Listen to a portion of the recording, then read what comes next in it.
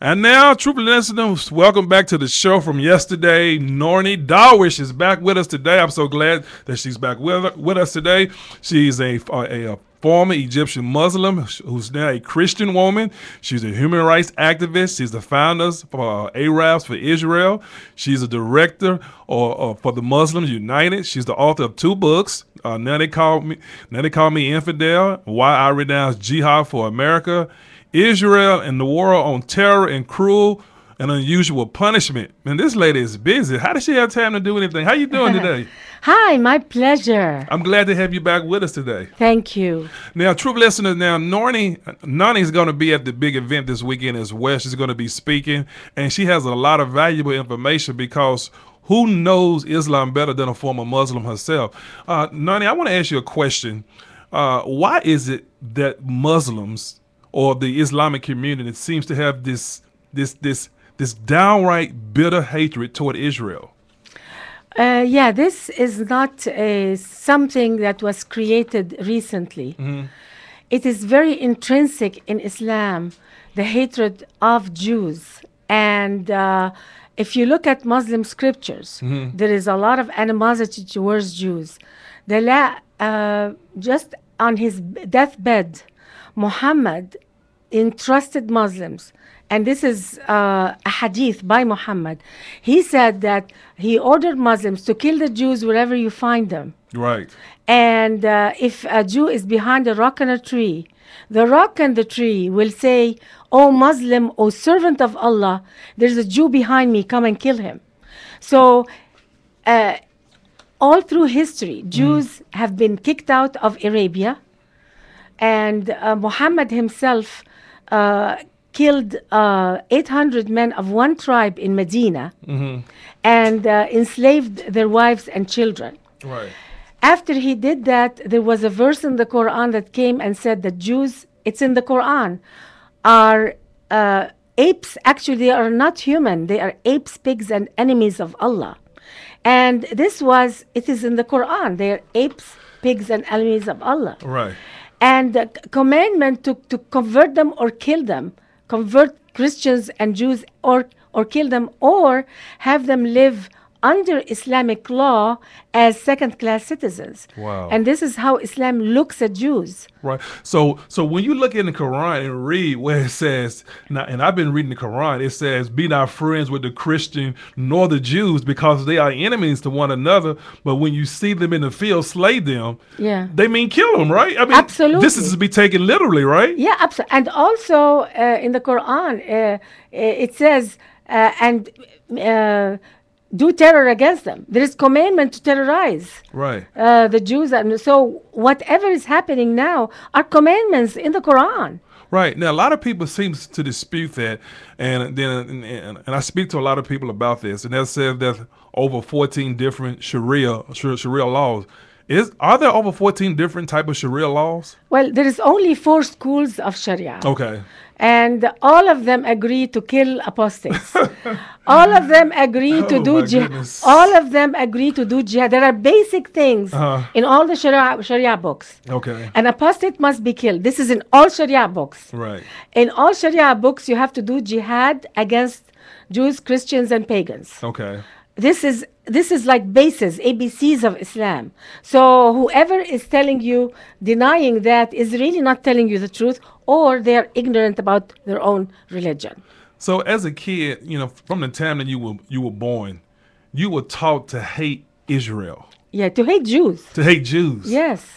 Wow. Absolutely. So, I mean, is this all they teach in the schools? Of course not, but it's in every topic, in every subject. There is poetry about hating Jews and doing jihad and dying in martyrdom. Mm-hmm. This is how I grew up. I went to Gaza elementary schools as a child, and I learned something like, don't take candy from a Jew. It could be, he could be trying to kill you.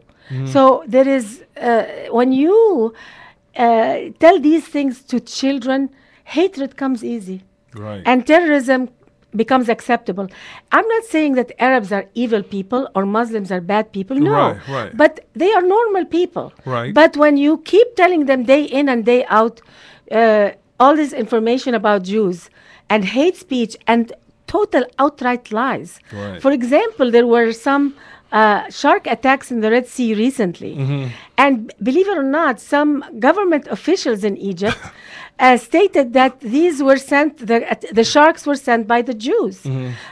So many things are, they say the Jews did it. Every time, even 9/11.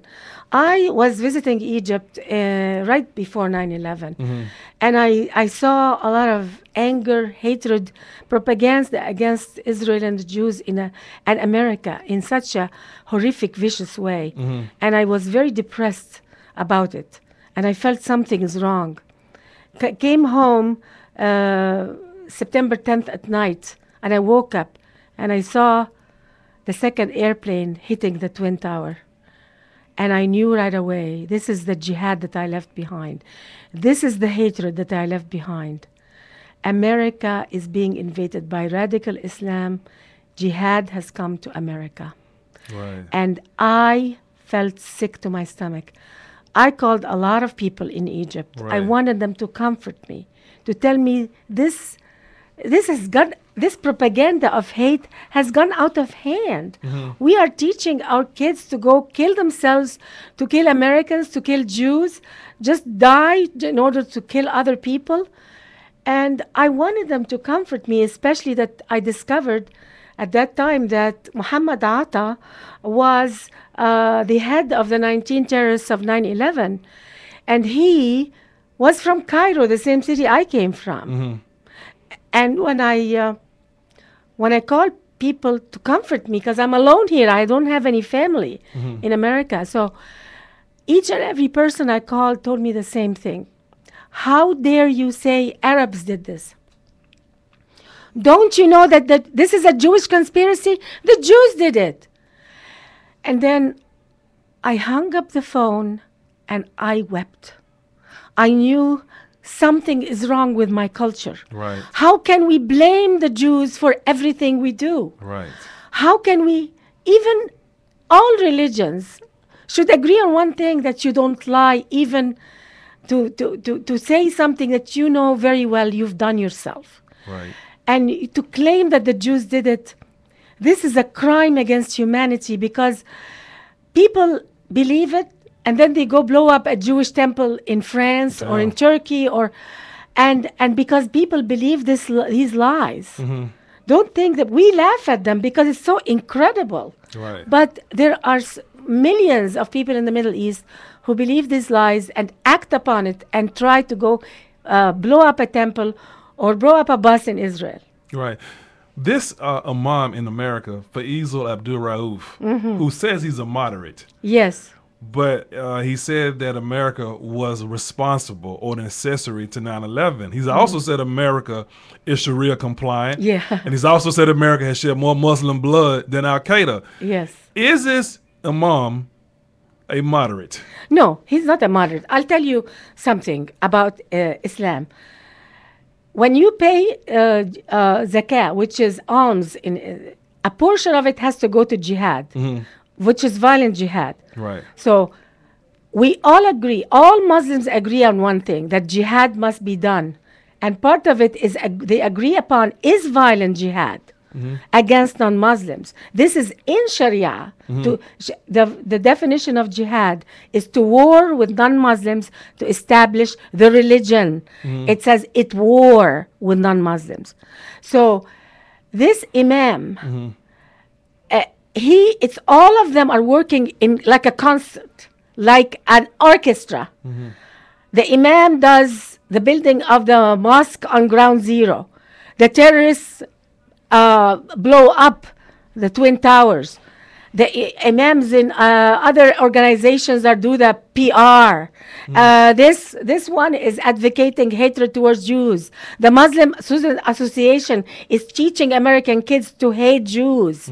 They are all working in concert to bring Sharia and to invade this country with this ideology.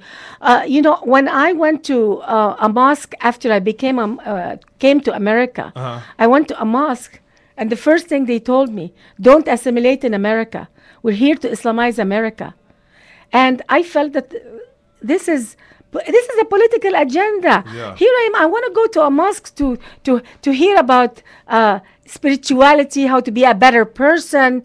But see, in Islam, in Christianity, when I became a Christian, I learned so much that's so different from Islam. For example, in Christianity, we're all sinners. Right. In Islam, they are all sinners. We are Muslims, and we have a duty Right. to convert them to our religion or kill them. Right. And that is a major difference between the two religions. Yes. In Christianity, we're children of God. God is our Father. In Islam, we are slaves of God. God will enslave us. Wow. It's a completely different It is. look of a religion. They are not like they're not the same God It at is, all. Yeah, it is so refreshing to hear your story. I'm so compelled by your story. With your story being what it is, have your family turned their back on you because of your changing becoming a Christian? And Absolutely. Yeah. Since they knew about it, they have never talked to me again. They live in Egypt. Even my brother, who tells me I'm his favorite sister, he stopped talking to me. My own mother doesn't talk to me anymore. And I've been disinherited because under Islamic law, Yeah, a yeah. Christian does not inherit from Muslim. Right. It's under the Islamic law. So under Islamic law, I cannot inherit from my family anymore, who are quite well off.